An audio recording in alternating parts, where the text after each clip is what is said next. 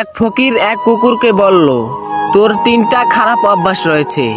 কুকুর জিজ্ঞাসা করলো, কি সেগুলা? তখন ফকিরটি বলল, 1 নাম্বার, তুই সব সময় দেওয়ালে প্রস্রাব করিস।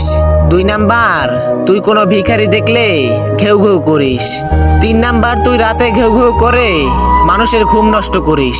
ফকিরের এই কথা শুনে কুকুর বলল, আমি জমিনে প্রস্রাব করি না, এই জন্য হয়তো কোনো বান্দা এই জমিনে বসে আল্লাহকে সিজদা করবে। আর আমি ভিখারি দেখলে এই জন্য ঘেউ ঘেউ করি।